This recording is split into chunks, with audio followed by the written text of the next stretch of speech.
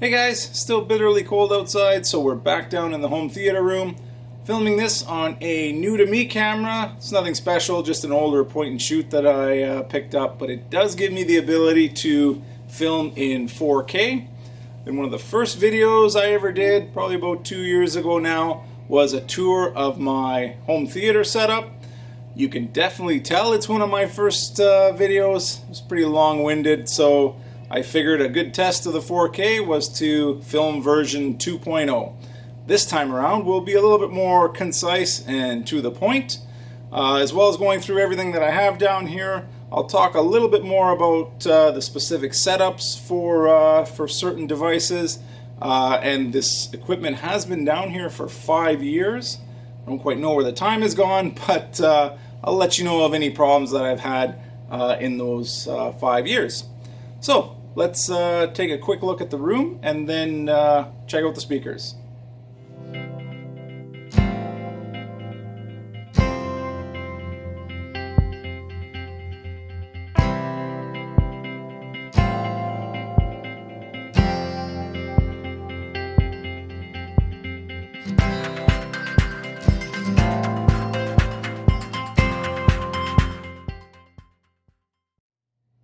Okay, so like most people, I don't have a dedicated home theater room or a 2-channel listening room. This room has to share space with the bar and the kids' playroom. So you can see that there's no right-hand wall. It opens up on the front half to a bar and on the back half to a kids' play area. It is a large space. It's about 30 feet from the screen to the back wall, and about 15 feet from the left side of the wall to the right-hand pillar. And I have no idea how far it goes to the bar or into the kids' play area. So, not a perfect space, but you use what you have. Now, we didn't do anything intentional down here in terms of room treatments, but we did apparently accidentally do a few things right. The first one was putting carpet in, and the second one was putting the drop ceiling in, the ceiling tiles in. Both of those things apparently have a dampening effect on reflections, and the idea is you don't want too many reflections. It'll, give you listener fatigue over long periods of time, and you don't want too much dampening on the reflections, otherwise your room just sounds dead. And so, carpet and the ceiling tiles, while they dampen the reflections, they still leave enough for the room to sound good.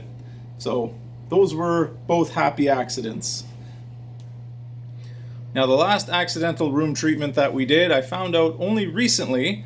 I was watching a YouTube video on how to design and set up listening rooms and studios.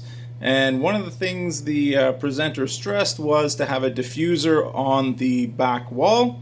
They went through various higher priced options, but he said that the best one that he found was an inexpensive bookshelf. And they actually showed a picture of this exact IKEA unit, the same color and everything. He said, buy this, fill it with books, and put it at the back of the room. Right now we have it filled with toys, but when these toys all leave, it'll get filled with probably books and other things. And yeah, so another accidental room treatment that seems to have worked out for us, both in terms of storage and in terms of sound. Now, the goal for this room was not only to create a nice home theater room, but also to have a good 2-channel listening setup. I decided fairly early on that I wasn't going to go with the in-wall speakers. I just couldn't find a pair that I really liked the sound of. It's difficult to audition things in a store, but especially at the higher volumes, they just didn't sound that great. I have in-wall speakers in my house. I actually have a pair in this room. They're all controlled by the Monoprice 6-zone amplifier with the wall controls. For the money, that is a very good value. It works really well, really easy to set up, and does a great job just for background radio or background music. So the reason I have them in here, again, if you don't want to turn on the entire system, you can just hit the switch on the wall control and have the radio playing in the background.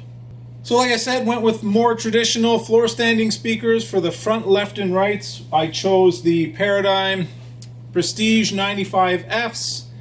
Again, being in a small city, the best value is to buy a set of speakers on the used market, but here, large floor standing speakers just don't exist used locally. I wasn't too keen on shipping large speakers, 60, 70 pound speakers. Just wasn't something I was willing to do, so went down to my local dealer. I heard a pair of 75Fs, which I believe are the smaller version of these. They sounded pretty good in the showroom. Again, it's really difficult to get a good sense of how speakers are going to sound in a showroom with tons of speakers. They just don't have the time, obviously, to set them all up properly. I figured I could work with them. Read some reviews on the 95Fs, and they had good things to say about them. So purchased these brand new. They've been really good speakers. Had no trouble with them. I'll go into detail a little bit more about how I run them and the various modes that I listen to them with. For the center channel, again, this is a fairly big room to fill, so went with the larger center channel in the Prestige series, the 55C. I'm happy I did, because a lot of sound comes out of the center channel when you're watching a movie. This speaker has always been clear and very detailed. We never miss any dialogue or any sounds coming from the front. It has the ability to reproduce it and project it very well. So really happy with the front left and rights and the center speaker. Now I'm running a 7.2 channel setup, and for the surround speakers, they were all purchased used. They're the previous generation Paradigm Studios. For the surrounds, I have the Dipoles, and for the rears, I have the front ported bookshelf speakers. They're the smaller version of the studio bookshelves. I can't remember the exact model numbers, but these speakers are more than capable of filling the room with sound. Could have gone with the in-wall speakers for the rears, but again, when you have a nice bookshelf speaker, you've got the option of using it somewhere else in the case that you want to upgrade or another nice set of used speakers comes on the market. You can always use a quality pair of bookshelves in other locations. So happy with this setup. So for the subs, I have a pair of SVS SB2000s. These are 550 watt 12-inch drivers. They are the sealed subs, not the ported subs. Ported subs usually get higher output, but the sealed sub base is a little bit better controlled. So went with the sealed subs. Purchased these new from SVS. In my area, virtually impossible to find a set of subs on the used market. Haven't had any trouble with them in the 5 years since I've owned them. Truth be told, they're probably a little bit small for this room. I have the gain setting on the back about 3/4 of the way from the top, so these subs are working pretty hard in my room.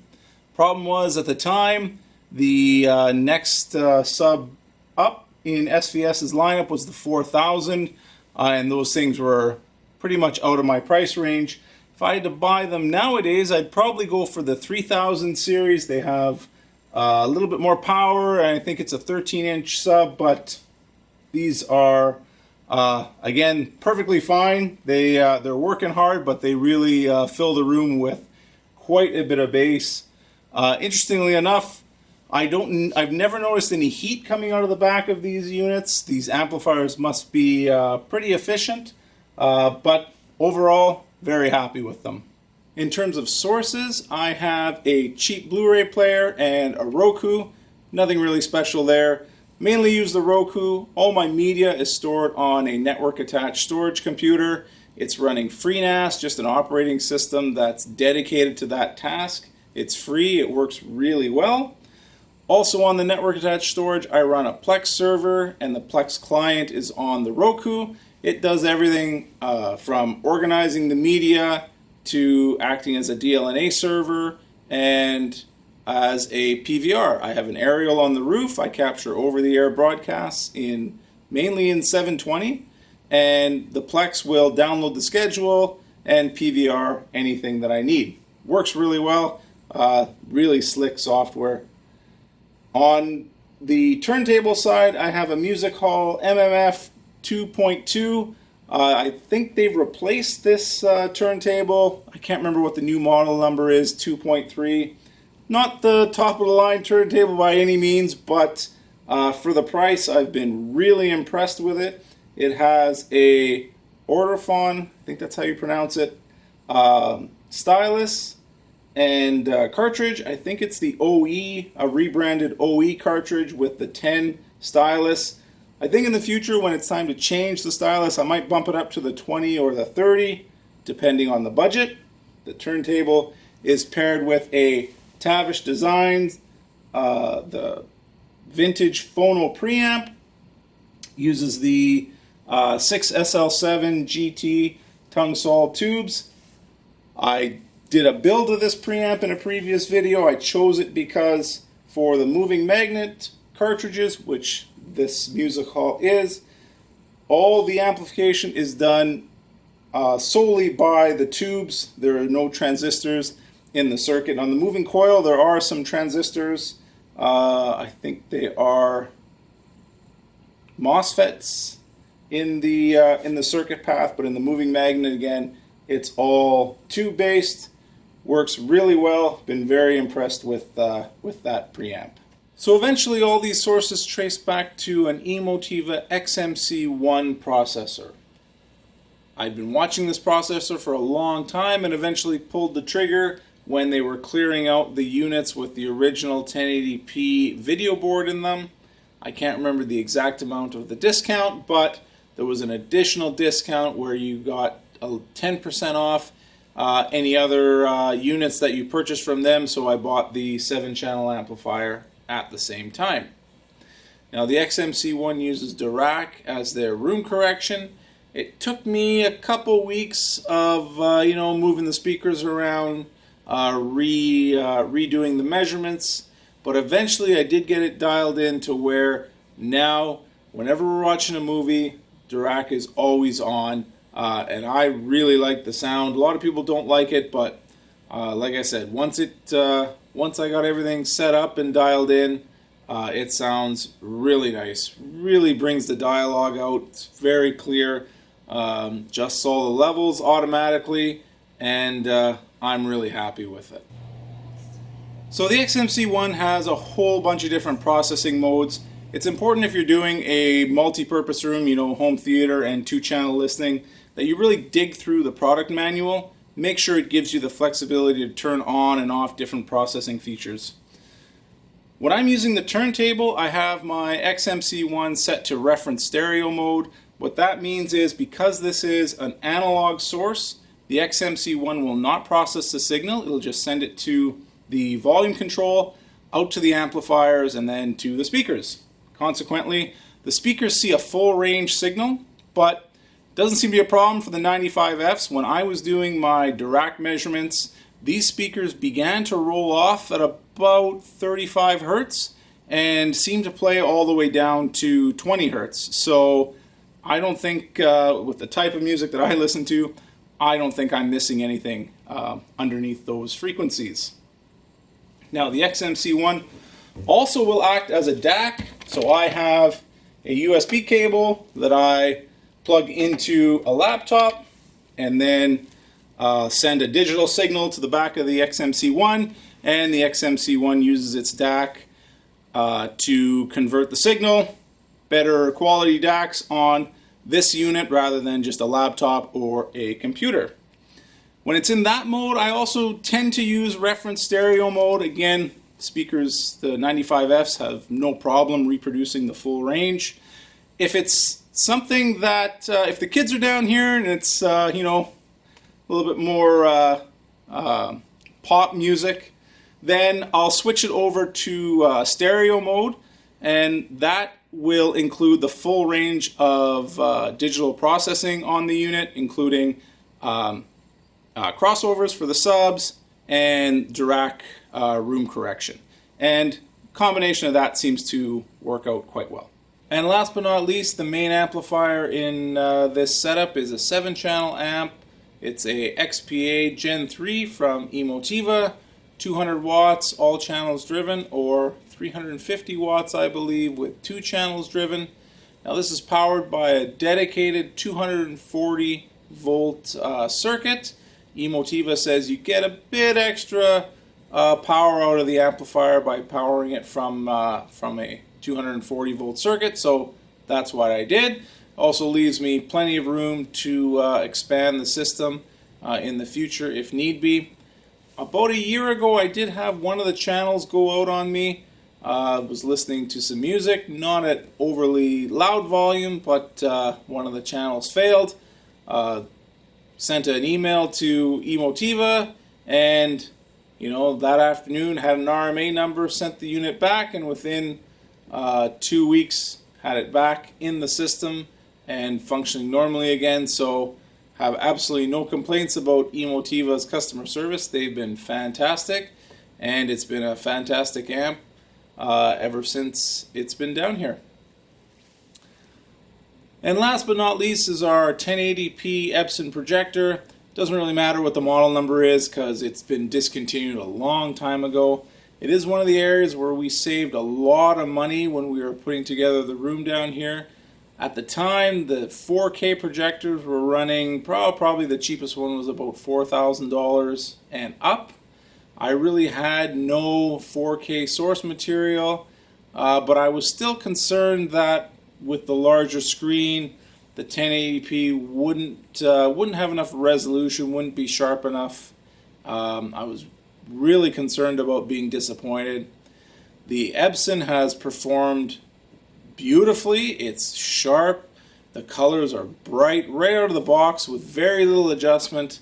And even we run it in eco mode to prolong the bulb life. The colors are still really bright. The only downside to this projector is the blacks are not very dark. They're gray. Other than that, it's been a fantastic projector. The other thing is, it's really easy to upgrade the projectors, right? It's one of the easiest pieces of equipment to swap out. So if the 4K projectors come down in price, then the changeover will be a piece of cake. The other nice thing about the Epsons are the bulbs are very cheap. I think a replacement bulb for this projector is about $100, and when it's $100, you don't really mind the kids having cartoons on all day. It just isn't a big deal. I think we've racked up about 4,000 hours on this projector, again mainly in eco mode, so a bulb replacement is in the near future for us. But again, it's not really a big deal. And everything is projected onto a 150-inch screen from Monoprice. These screens are a fantastic value, way cheaper than anything I priced out locally. It's the retractable tab tensioned screen. We did the retractable one because we were in the process of finishing the basement, so we had the ability to install it. Works really well, just so you don't have a huge imposing screen in your room all the time. The tab tension is great. This screen has no ripples in it, stays perfectly flat for the entire 5 years it's been down here. There's been no problems with the retracting motor. It goes up and down at least once a day, so it's seen a lot of use, but absolutely no problem. Highly recommend the Monoprice screens. Alright guys, that's it for this video. Hopefully you've enjoyed it, and hopefully I've made some improvements over the first version. In terms of the future of this system, Emotiva is offering a fantastic deal on a trade-in of the XMC1 for the XMC2. Basically they give you the full retail value of what you paid on your XMC1 put towards their new models. I'm seriously considering trading it in. It would be a nice upgrade for the system and also give me the ability to install Atmos speakers when, if I choose to in the future. I have lots of room in terms of power and physical space for the Atmos amplifiers. However, it is quite the financial commitment. Not only do I have to upgrade the processor, but I also have to find amplifiers for all these channels. So we'll see what happens.